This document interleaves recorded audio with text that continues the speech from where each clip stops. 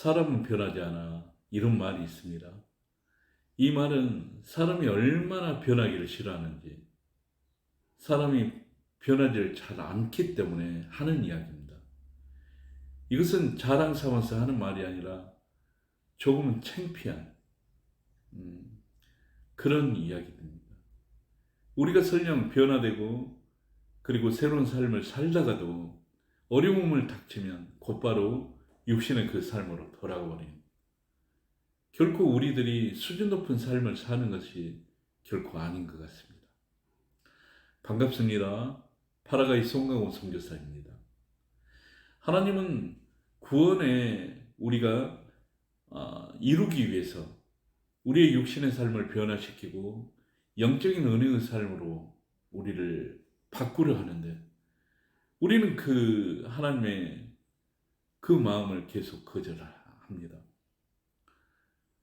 과연 어떻게 은혜를 받았는지, 그리고 그 은혜를 지금 누리고 사는지 그 이야기를 한번 할까 합니다.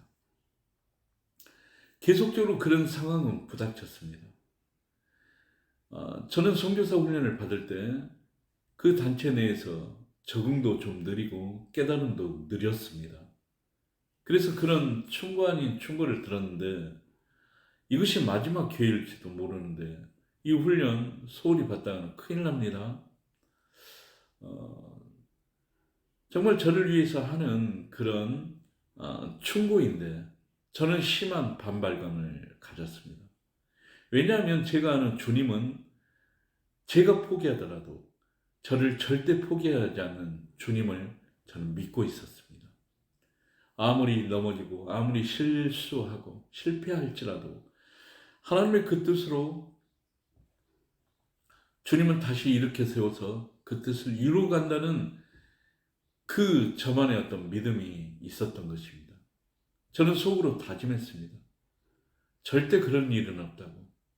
주님은 반드시 저를 하나님의 뜻으로 계속 이끌 것이고 제 삶 가운데 그것을 이루게 할 것이라고 속으로 다짐하던 그 때가 있었습니다. 맞습니다. 저는 주님을 만나면서 변화되기 시작했습니다. 그 전까지는 제가 생각했던 세상, 그리고 제가 꿈꾸는 세상이 전부인 것처럼 알았습니다. 그리고 주님과 함께하는 세상이 있다는 것, 저는 꿈에도 알지를 못했던 것입니다. 그래서 제가 품을 수 있고 제가 생각할 수 있는 범위는 제 안에 있는 그 세상, 그것이 전부였습니다. 믿음으로 어떻게 제가 살아가느냐, 그것보다도 먼저 깨달은 그 은혜가 무엇이었냐면, 제가 이루려 있고 제가 하려는 그 어떤 삶이 맡길 수 있다는 것, 그것도 주님께. 그리고 제 삶을 제 스스로가 이끌 수 없다는 것, 누군가 나를 이끌고 있다는 것을 깨달은 것입니다. 저는 이 사실이 굉장히 어떤 제 삶에 조금 하나의 큰 획이 되었고, 믿음으로 넘어갈 수 있는 좀 능력이 되었던 것 같습니다. 그때부터 저의 진짜 모습을 알게 되었습니다. 제 생각에서 제가 드러난 그 모습이 제 진짜의 모습처럼 보았는데, 주님은 저의 민낯을 보게 했던 것입니다. 세상과 사람들의 그 관계 속에도 저는 이해적인 관계로, 그리고 육신적으로 그들을 대했지만, 이제는 그들의 어떤 진짜의 모습을 주님을 통해서 알게 되었고, 그리고 제가 주님과의 어떤 관계들, 그리고 세상과의 어떤 관계를 해야 할지 좀 깨닫게 되는 시간이었습니다. 그러면서 주님의 십자가로 바라본 저의 모습은 너무나도 충격적이었습니다. 너무나도 악했고, 너무나도 추했고, 더럽고, 이루 말할 수 없는 그런 상태였습니다. 그리고 제 속에 있는 그 영혼이 그렇게도 외쳐댔다. 정말 참되게 살고 싶다. 살려달라고 그렇게 제 영혼이 외치던 그 소리를 육신의 그 성벽으로 말미암아 듣지 못했던 것을 분명히 알게 되었습니다. 그렇습니다. 영혼이 잘 되는 것, 이 영적인 변화는 제가 변화되기보다는 찾아가는 것, 되돌아가는 것이었습니다. 우리 어떤 원형을 이제는 알게 되었다는 이야기입니다. 정말 저의 진짜의 모습은 너무나도 오랫동안 살았던 그런 육신의 모습, 육신의 고통이 저의 진짜 모습인 줄 알았습니다. 그리고 이것을 벗어나면 꼭 어떻게 될 것 같은 그런 두려움에 휩싸였던 것입니다. 왜 그러냐면 그 세상의 악한 영들이 그렇게 저를 질질 끌고 다녔습니다. 그래서 좀 은혜로 살아볼까 하다가도 그런 두려움, 걱정으로 인하여 다시 육신의 삶으로 돌아가는 그것이 저의 모습이었습니다. 정말 영적인 은혜는 감동하고 그 자리에서 발견하는 그것으로 끝나는 것이 아니라 이제는 그 은혜가 제 삶에 올인되어집니다. 모든 것을 드리는 그것으로 된다는 것 저는 이제 확실히 알 수 있었습니다. 정말 가장 진실은 하나님은 누구에게나 은혜를 주고 그 은혜를 누리게 하는데 그것을 방해하는 그 못된 세력이 있다는 것. 에덴의 동산에 있을 때도 그렇게도 속여서 에덴 동산을 쫓겨나게 한 것처럼 지금도 하나님의 그 은혜에 접근하지 못하도록 육신을 이용해서 하나님의 은혜를 동떨어지게 살게 하는 그 악한 영이 있다는 것을 이제 확실히 알게 되었습니다. 내가 은혜로 다가가지 못한 것이 아니라 그 악한 영, 사단의 그 괴계는 끊임없이 우리를 괴롭힌다는 것. 그래서 그 영적인 이것을 분별해야만 육신의 것이 정리되고 은혜로 갈 수 있다는 것을 알게 하신 것입니다.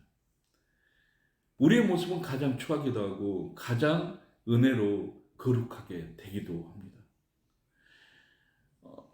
이런 사회적으로 그리고 이제 같이 함께하는 공동체가 있기 때문에 우리가 대동소이처럼 느낄지 몰라도 성경은 극과 극의 그런 인물들을 우리에게 많이 보여줍니다. 모세를 괴롭힌 제사장이 되고자 했던 고라, 그 고라 일당, 그리고 다윗을 괴롭혔던 사울, 주님을 팔았던 가룟 유다. 이들은 어떤 죄를 논하기 전에 하나님을 거역하고 반역한 자입니다. 그들의 최후는 너무나도 끔찍한 것이었습니다. 그와 반면에 정말 사단의 공격으로 처참하게 찢겨진 욥, 자녀를 잃고 재산을 잃고 자신도 욕창에 걸려서 그렇게 고생했던 욥, 그러나 하나님을 원망하지 않고 하나님의 긍휼을 바랬던 욥. 또한 바벨론 포로로 끌려가면서 바벨론 사람들에게 눈치 보고 그들에게 잘 보이려고 하는 것이 아니라 정말 죽음을 무릅쓰고 끝까지 하나님의 은혜를 구했던, 기도했던 다니엘. 정말 우리가 같은 인간인데 한 사람은 저주의 그런 화신이 되고 또 한쪽은 믿음의 증인이 되어 우리들의 어떤 가슴에 살아 있고 누가 과연 누구를 따르느냐, 주님을 따라서 하나님의 은혜를 누리느냐 아니면 사단의 그 속삭임에 여지없이 속아서 하나님을 반역할 것인가.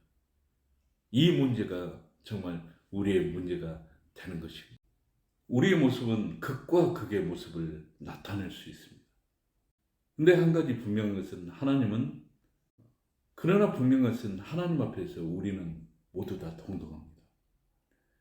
하나님은 이 땅에 공기, 빛, 그리고 자연 모든 그런 혜택을 누구든 누리게 하십니다.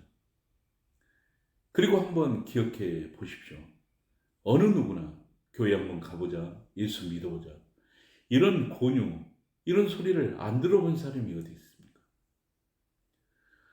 정말 하나님께서는 끊임없이 우리의 고향이 하나님의 그 나라, 하늘 나라이고, 그리고 우리는 그냥 이 땅에서 육신으로 그냥 죽을 수 있는 그런 삶이 아니라 하나님의 창조물이고 걸작품인 것.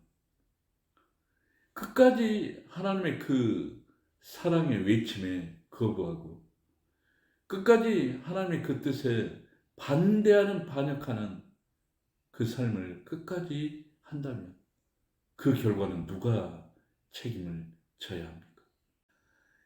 이 땅의 보배가 계속해서 물질이고 권력이고 자신의 어떤 욕망이고 자신의 목적을 이루는 것이다. 근데 진짜 이 땅의 보배는 주님인데 그것을 분별하지 못하고 마치 그 꿈을 이루기 위해서, 헛된 꿈을 이루기 위해서 빈대 한 마리를 잡아 초가상간을 태우는 것처럼 그 헛된 욕망을 위해서 자신의 진짜 삶을 포기한다는 것은 우리가 그런 삶을 살아서는 안 되지 않습니까? 얼마나 억울합니까? 주님이 십자가에 죽었다는 의미는 우리가 이 은혜의 삶을 꼭 붙잡아라는 의미가 들어있는 것입니다. 그냥 선택이 아닌 것입니다. 주님은 자신의 목숨을 내걸고 우리를 살리려 했다는 그것을 깨달으면 어찌 이 은혜를 거절할 수 있겠습니까? 붙잡아야 하는 것입니다. 주님을 만나야만 우리는 변화됩니다. 그리고 그 만남을 통해서 우리의 진짜 모습을 아는 것입니다. 우리의 원래의 그 모습이 하나님의 자녀가 분명히 맞고 하늘나라가 우리의 고향임을 우리가 고백하는 것입니다. 그 삶에 같이 함께 살아가기를 소망합니다. 기도하겠습니다. 하나님, 육신의 삶이 저의 삶의 전부인 것처럼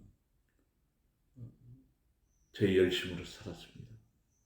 그러나 주님을 통하여 우리의 삶은 주님과 동행하는 삶이고 우리를 이끌어 주심을 깨닫게 되었습니다. 하나님, 이 은혜에 모두들 동참하여 함께 살아갈 수 있도록 은혜에 은혜를 더하여 주시옵소서. 모든 것 감사드리오며 예수님의 이름으로 기도드리옵나이다. 아멘. 감사합니다.